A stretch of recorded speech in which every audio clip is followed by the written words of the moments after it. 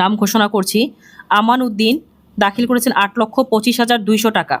মাহফুজ আহমেদ ফাহিম 3,51,100 টাকা। M S Samad Tapadar 9 লক্ষ।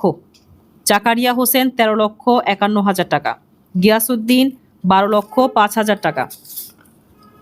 সাইফুল ইসলাম 11,11,000। জয়নুল হক 4,01,100 টাকা। আকবর হোসেন 7,34,045 টাকা। শহীদুল ইসলাম 2,51,600 টাকা। ফয়েজ আহমেদ 18,07,000 টাকা। সোহেল আহমেদ 3,10,110 টাকা। মোহাম্মদ আবু সাইদ 13,01,000 টাকা।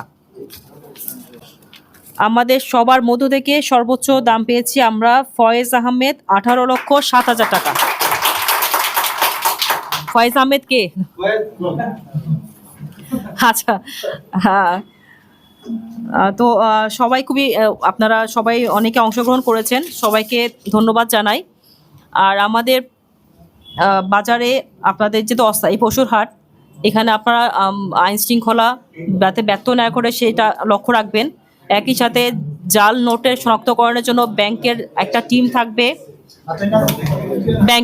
থাকবে, জাল নোট শনাক্তকরণের জন্য আপনারা ব্যাংকের সহায়তা নেবেন। আমাদের ফোর্স থাকবে, পুলিশ ফোর্স থাকবে, তাদের সহায়তা নেবেন।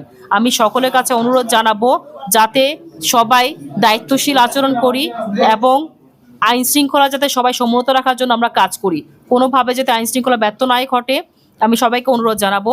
এবং যিনি পেয়েছেন ওনাকে অভিনন্দন, একই সাথে সবাই তাকে সহযোগিতা করব। ধন্যবাদ সবাইকে।